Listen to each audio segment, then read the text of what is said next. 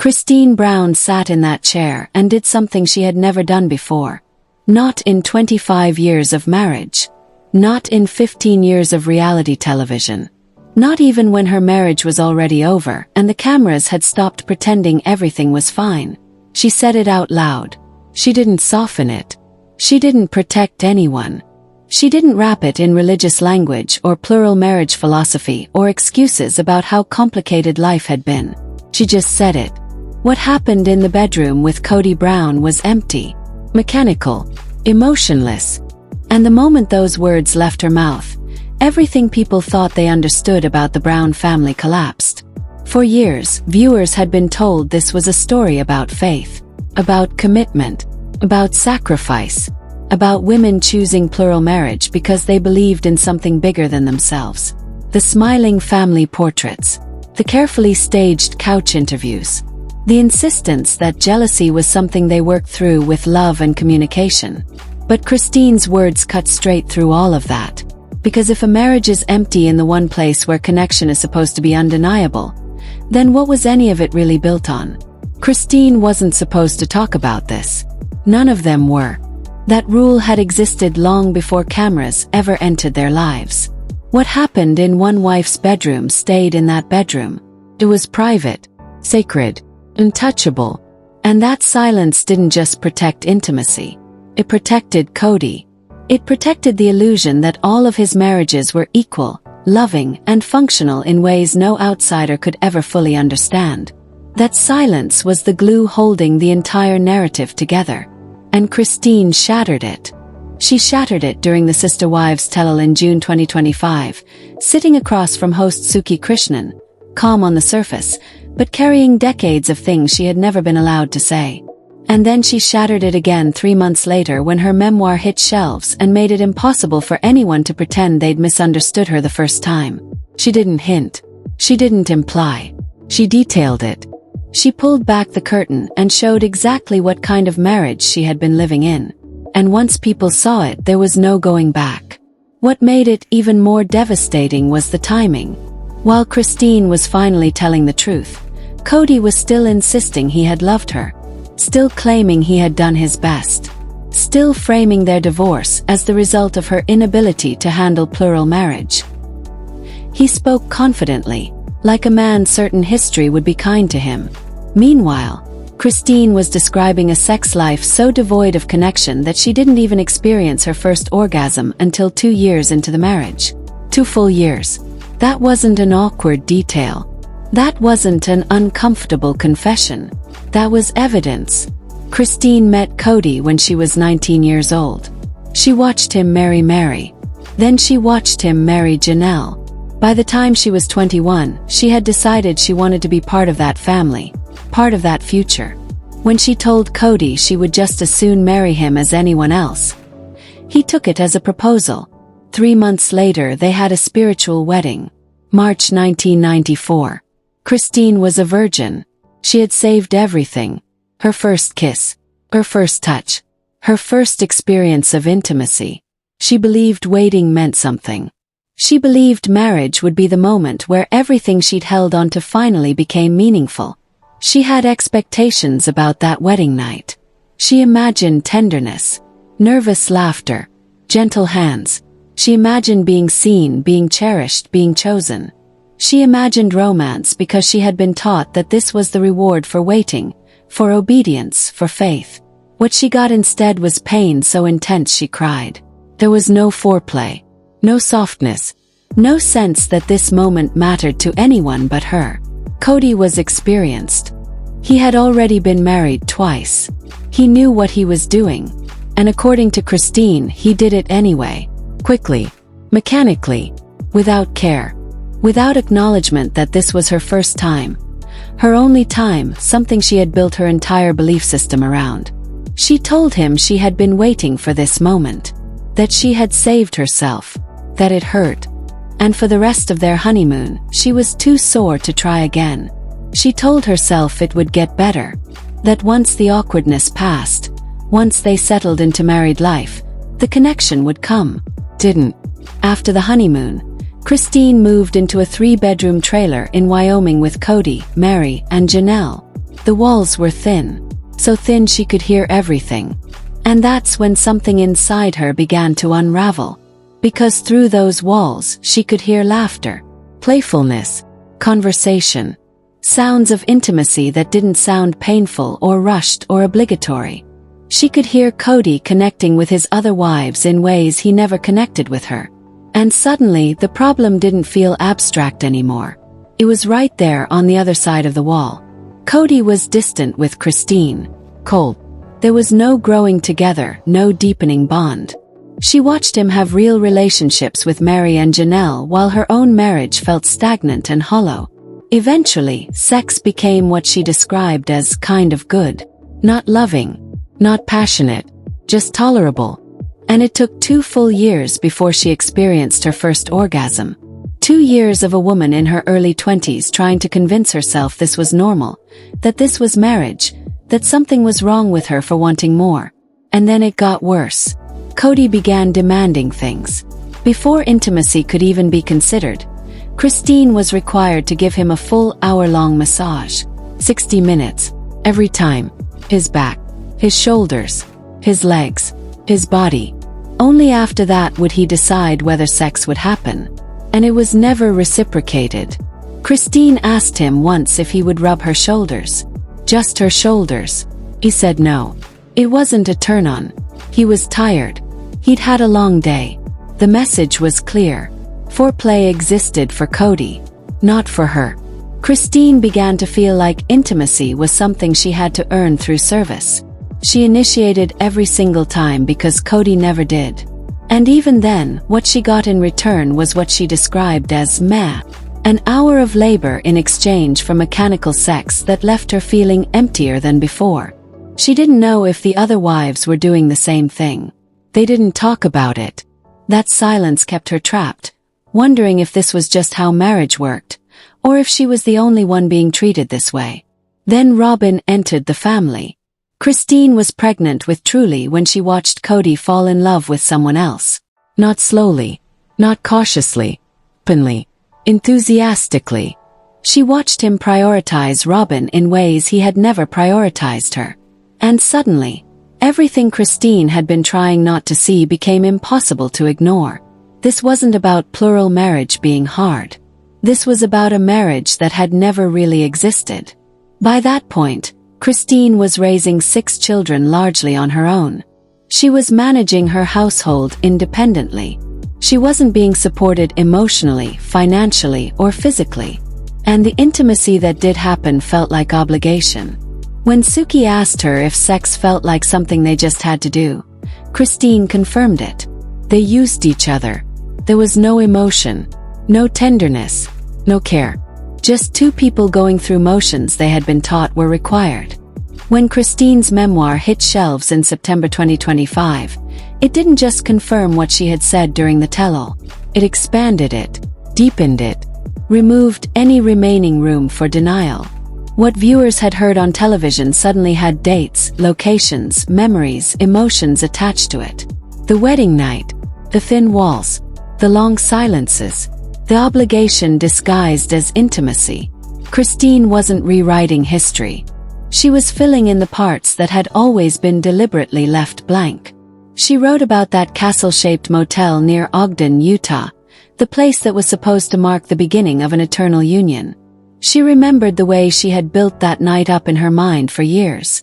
The way she had believed saving herself meant something sacred would happen in return.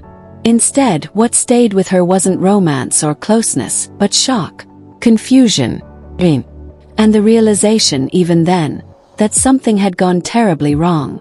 There was no excited banter, no nervous laughter, no shared joy.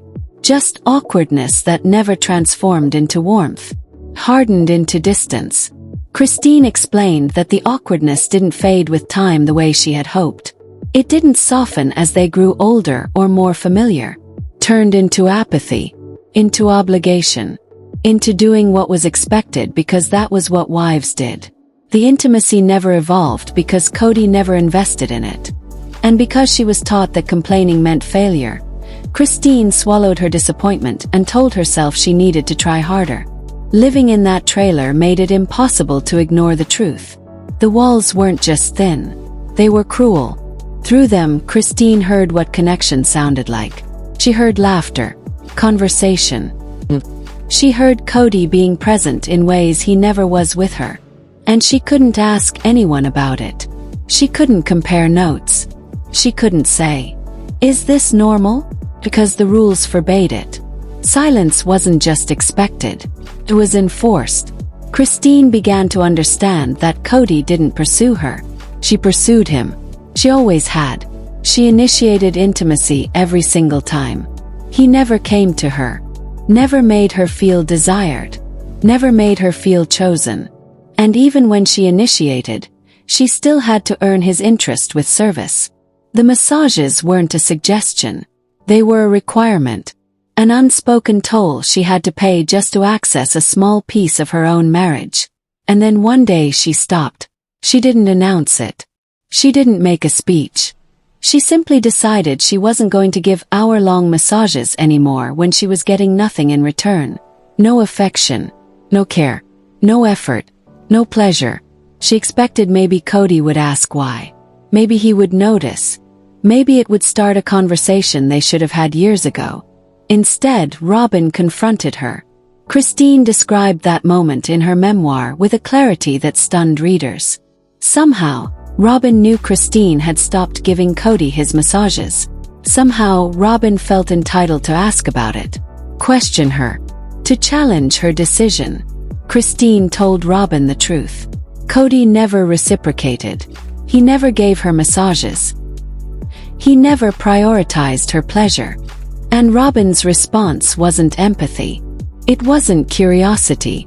It wasn't concern. Robin defended Kody. She allegedly said he was a great husband. Christine realized in that moment that something sacred had been violated. Not just the marriage but the rule they all lived by. Kody had talked to Robin about Christine's sex life. The very thing he insisted was private. The very silence he demanded from his wives. He had broken it when it suited him. He complained to Robin that Christine wasn't meeting his needs anymore. And Robin took it upon herself to enforce his expectations. That was the moment everything clicked. Christine understood then that Kody and Robin had a different kind of relationship. One built on sharing, on complaining, on aligning against the other wives. Kody demanded service from Christine. When she stopped providing it, he ran to Robin. Robin defended him and confronted Christine. And through all of it, no one asked what Christine needed. No one cared what she wanted. The system wasn't broken. It was working exactly as designed. Fans began connecting the dots. All those years of watching Kody prioritize Robin suddenly made sense. All the times Christine looked defeated. All the arguments about Kody not being present. All the moments where Christine said she felt like she was at the bottom of the list. It wasn't just emotional neglect. It was physical detachment. Intimacy had never been a place of connection for Christine. It was another arena where she gave and Kody took. When Christine finally left in November 2021, Kody claimed he wasn't attracted to her anymore. He said he didn't want an intimate marriage with her. He framed intimacy as something she had lost access to because of her behavior, because she wasn't being a good sister wife, because she wasn't compliant enough. He used attraction as a weapon, withheld affection as punishment, made her feel like the failure was hers. But Christine's revelations destroyed that narrative. The problem wasn't her appearance. The problem wasn't plural marriage. The problem was a man who demanded an hour of massage before 5 minutes of mechanical sex. A man who never initiated intimacy. A man who talked about his wife's bedroom issues with another wife. A man who refused to care about anyone's pleasure but his own. Janelle noticed the pattern too. During a tell-all segment, she pointed out something chilling. Kody attacked each wife in the area that hurt them most. Christine valued physical affection, so he told her he wasn't attracted to her. Janelle valued financial responsibility, so he attacked her over money. Mary's pain came from years of rejection and infertility, and Kody used that too. Different women, same strategy. Christine refused to accept that story anymore. She talked about it on camera. She wrote about it in ink. She made sure people understood the lack of intimacy in her marriage wasn't because she was undesirable or difficult. It was because Kody never invested in her, never showed up for her, never made her feel loved. And then David Woolley entered the picture. Christine met David on a dating app in late 2022. There was no spectacle, no rush for cameras, just conversation, interest, effort. By Valentine's Day 2023, they went public. By April, they were engaged. By October, they were married. And the change in Christine was impossible to miss. She smiled differently. She laughed freely. She glowed in a way she never had before. During the tell-all, Suki played a montage of Christine and David throughout season 19. Holding hands, cuddling, kissing, constant, natural physical connection. When the clip ended, David looked at Christine and said, "Well, you were starved for attention." Christine laughed, embarrassed, but she didn't deny it. She had been.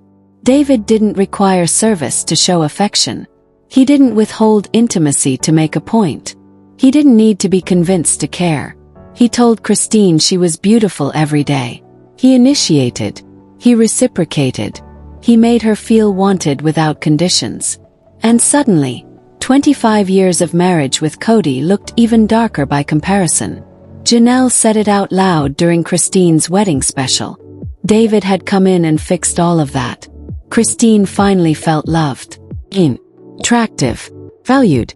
And the most devastating part was how simple it all was. David wasn't extraordinary. That question lingered long after the cameras stopped rolling. If Christine could experience more love, more affection, more intimacy in a matter of months than she had in 25 years of marriage, then the problem had never been time. It had never been plural marriage. It had never been her. The answer was uncomfortable, but it was undeniable. The marriage had been broken from the very beginning, and everyone had been pretending otherwise. Christine's happiness with David didn't just contrast her past, it exposed it. Every smile, every casual touch, every moment of ease highlighted how starved she had been before. Viewers started replaying old episodes with new eyes. Scenes that once felt awkward now felt painful. Moments where Christine looked exhausted suddenly made sense. All the time she said she felt like the basement wife, the last priority, the afterthought, weren't exaggerations. They were warnings no one fully understood until she started talking about sex. Because sex was the one area the family had always treated as untouchable. The sacred line no one crossed. And once Christine crossed it, everything else fell into place. Intimacy wasn't just missing in her marriage. It had been weaponized. Used to control. Used to punish. Used to keep her compliant. And when she stopped accepting those terms, Kody didn't try to fix it. He shut it down completely. Christine admitted that when she finally began advocating for herself, Kody's response wasn't curiosity or concern. It was withdrawal. He told her he wasn't interested in an intimate marriage anymore. He made intimacy conditional. It depended on her behavior, her obedience, her willingness to be a good sister wife. In other words, affection became a reward she could earn by staying quiet and compliant. Christine wasn't willing to live like that anymore. She said it plainly. She wasn't interested in a half-marriage. She wasn't willing to stay married to someone who refused intimacy altogether. And when she walked away, Kody acted confused, blindsided, as if he couldn't understand why she would leave a marriage where her needs were irrelevant. But Christine had already begun to see the bigger picture. The sex wasn't the core problem. It was a symptom, a visible sign of something far deeper. Kody didn't care about her experience in any area of the marriage. Not emotionally, not physically, not financially, not as a partner.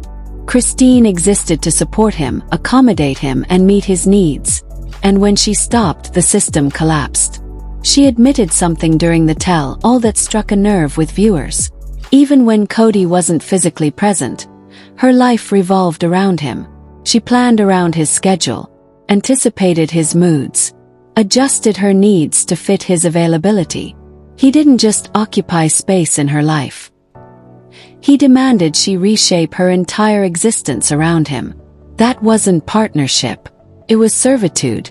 By the time Christine left in November 2021, she was exhausted, disgusted with herself for how long she had put him first, embarrassed to admit how much of her identity had been tied to pleasing someone who never intended to please her back.